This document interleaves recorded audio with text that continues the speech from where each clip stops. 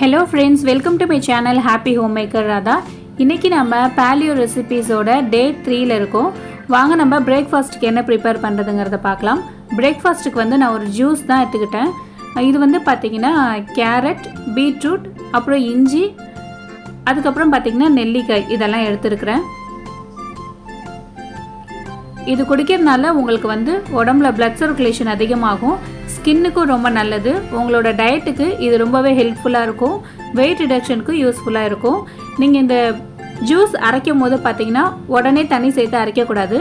நீங்க ஃபர்ஸ்ட் தண்ணி சேர்க்காம அரைச்சிட்டு அதுக்கு அப்புறம் சேர்த்து அரைச்சீங்கனா தான் உங்களுக்கு நல்ல நைஸா உங்களுக்கு அரைப்படும். ஏனா கேரட்லாம் வந்து சீக்கிரம் அரைப்படாது.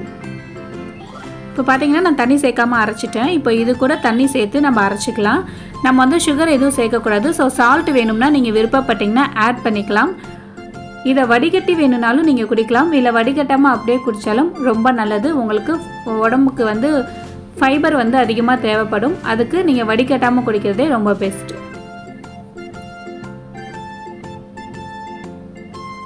பிரேக்ஃபாஸ்ட்க்கு நீங்க இது மாதிரி ஜூஸ் எடுத்துக்கிட்டீங்கன்னா உங்களுக்கு சீக்கிரமா weight loss இருக்கும். ஒரு 11 o'clock அது மாதிரி டைம்ல அவகாடோ அப்படி இல்லனா கொய்யாக்காய் அதுவும் இல்லனா கிவி அது மாதிரி நீங்க எடுத்துக்கலாம். அப்படி இல்லனா இன்னொரு ஜூஸ் லெமன் ஜூஸ் மோர் அது மாதிரி கூட நீங்க குடிச்சுக்கலாம். பிரேக்ஃபாஸ்ட் முடிஞ்சது. நெக்ஸ்ட் லஞ்சுக்கு நான் என்ன ப்ரிப்பேர் பண்ணேன்னு சொல்றேன். லஞ்சுக்கு வந்து புடலங்காய் பொரியல் தான் பண்ணேன்.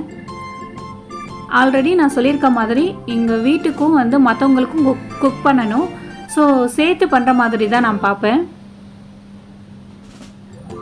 ஒரு pan சூடு பண்ணிட்டு அதுல தேங்காய் எண்ணெய் சேர்த்துக்கோங்க.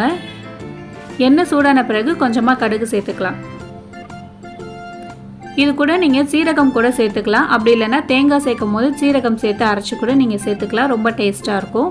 பட் நான் வந்து சீரகம் சேர்க்கல. கடுகு பொரிஞ்ச பிறகு உங்களுக்கு காரம் எவ்வளவு வேணுமோ அந்த அளவுக்கு வரமிளகாயும் அப்புறம் கருவேப்பிலையும் சேர்த்து தாளிச்சுக்கோங்க. புடலங்காயை நான் சின்ன சின்னதா கட் பண்ணி வச்சிருக்கேன். அதை வந்து நான் இதுல சேர்த்துக்கிறேன். ரொம்ப சிம்பிள் தான். நம்ம நார்மலா வீட்ல பண்ற பொரியல் தான். பட் என்னன்னா தேங்காய் எண்ணெய் சேர்த்துக்கிறோம் அவ்வளவுதான். இது கூட ஒரு கப் தயிர் வந்து நீங்க கண்டிப்பா சாப்பிடணும். கொஞ்சமா சால்ட் ஆட் பண்ணிக்கோங்க.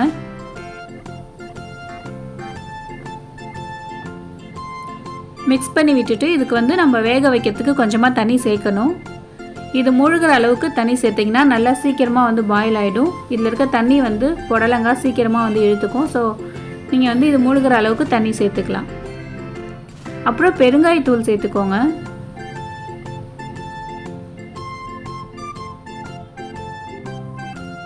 லோ ஃப்ளேம்ல வச்சிருந்தோம் அப்படினா ஒரு 5 minutesல வந்து இது குக் ஆயிடும். இப்போ பாத்தீங்கன்னா தண்ணி வந்து மேக்ஸिमम வந்து அது இழுத்துருச்சு. நல்லாவும் வெந்துருச்சு. இந்த டைம்ல வந்து நான் திருவன தேங்காய் சேர்த்துக்கிறேன். நான் ஏற்கனவே சொன்ன மாதிரி உங்களுக்கு வேணும்னா சீரகம் சேர்த்து தண்ணி ஊத்தாம அரைச்சு கூட சேர்த்துக்கலாம். நல்லா இருக்கும். வரமிளகாய்க்கு பதிலு தேங்காய் கூட பச்சை மிளகாய் சேர்த்து அரைச்சு கூட நீங்க சேர்த்துக்கலாம். அதுவும் ஒரு டிஃபரண்டான டேஸ்ட்ல இருக்கும்.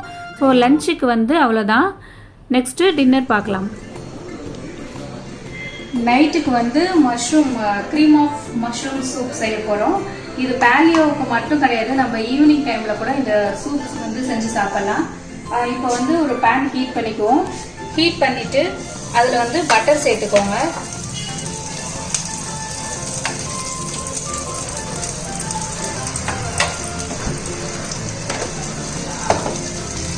அந்த பட்டர் வந்து மெல்ட் ஆகிறதுக்கு முன்னாடியே சின்ன சின்னதா கட் பண்ணி வச்சிருக்க பூண்டு சேர்த்துக்கலாம்.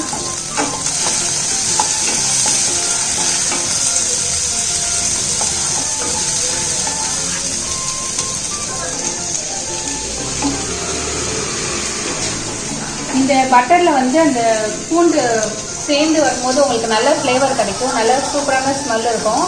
இது லைட்டா பொரிஞ்ச போதும். ஸோ இது பொரிஞ்சதுக்கு அப்புறம் நம்ம வந்து வெங்காயம் சேர்த்துக்கலாம்.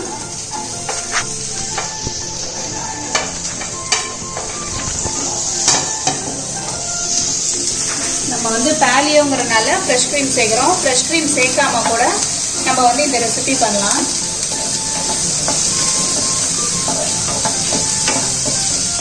ரொம்பவே டேஸ்டா இருக்கும். சூப்பரா இருக்கும் இந்த மஷ்ரூம் சூப். நைட்டு டின்னருக்கு வந்து நம்ம இதை சாப்பிடும் போது நல்லா ஃபில்லிங்காக இருக்கும். இப்போ இது வந்து வதங்கிருச்சு. இது கூட வந்து நம்ம கொஞ்சமாக இஞ்சி பூண்டு பேஸ்ட்டு சேர்த்துக்கலாம். இஞ்சி பூண்டு பேஸ்ட் வந்து ஆப்ஷனல் தான். உங்களுக்கு எக்ஸ்ட்ரா ஃப்ளேவர் வேணும்னா இந்த இஞ்சி பூண்டு பேஸ்ட்டு சேர்த்துக்கலாம், இல்லைன்னா தேவை கிடையாது. இப்போ வந்து மஷ்ரூம் நான் வந்து இது மாதிரி ஸ்லைஸ் போட்டு வச்சுருக்கேன். இதை வந்து நான் இது கூட சேர்த்துக்க போகிறேன். சேர்த்து நம்ம வதக்கும் போது பார்த்தீங்கன்னா இதுலேயே வந்து கொஞ்சம் தண்ணி விடும். ஸோ நம்ம இதில் தண்ணியெல்லாம் சேர்க்க தேவை கிடையாது. இது நல்லா கொஞ்சம் தண்ணி விடுற ஸ்டேஜில் நம்ம தண்ணி விட்டு கொதிக்க விடலாம். இப்போ நான் மஷ்ரூம் சேர்த்துக்கிறேன். சேர்த்து நல்லா வந்து மிக்ஸ் பண்ணி விடுவோம். இது தண்ணி விடுற வரைக்கும் வெயிட் பண்ணலாம். இப்போ பார்த்தீங்கன்னா அந்த மஷ்ரூம்லாம் நல்லா வெந்து சுருங்கி அதுவே தண்ணி விடுது. இப்போ இந்த ஸ்டேஜில் வந்து நம்ம கொஞ்சமாக உப்பு சேர்த்துக்கலாம்.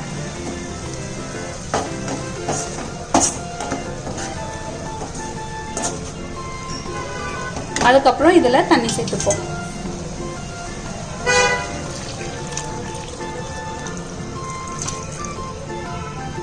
சேர்த்து இப்போ இதை நம்ம நல்லா கொதிக்க விடணும்.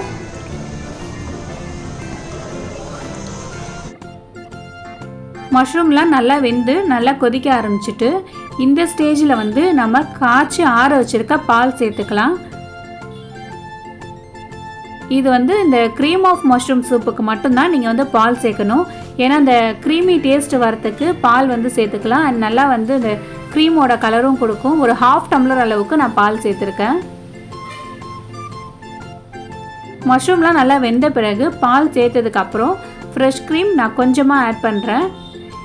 இந்த டைமில் வந்து கொஞ்சமாக ஆட் பண்ணிக்கலாம். ஃபுல்லாக குக் பண்ணி முடிச்சுட்டு நம்ம சூப் சாப்பிடும் போது நீங்கள் இன்னும் கொஞ்சம் ஃப்ரெஷ் க்ரீம் சேர்த்து சாப்பிட்டீங்க அப்படின்னா இன்னும் கொஞ்சம் டேஸ்ட்டாக ரொம்ப நல்லா இருக்கும்.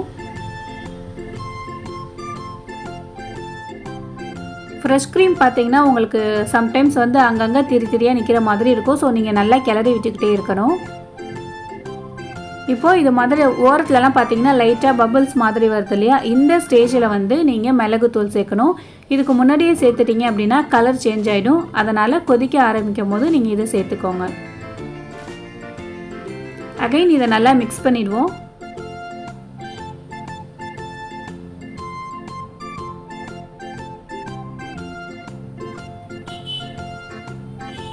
இப்போ நம்ம சூப் வந்து ரெடி பண்ணியாச்சு. இறக்குற ஸ்டேஜில் கொத்தமல்லி தழை இருந்ததுன்னா நீங்கள் சேர்த்துக்கலாம்.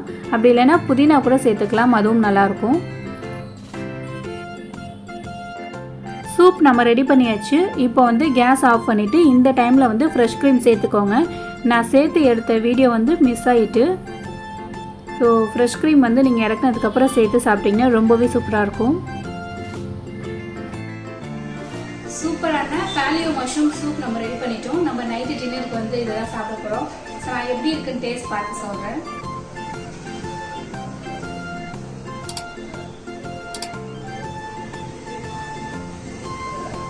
ரொம்ப சூப்பராக இருக்குது. உங்களுக்கு வேணும்னா பெப்பர் வந்து இதில் கொஞ்சம் கூட ஆட் பண்ணிக்கலாம்.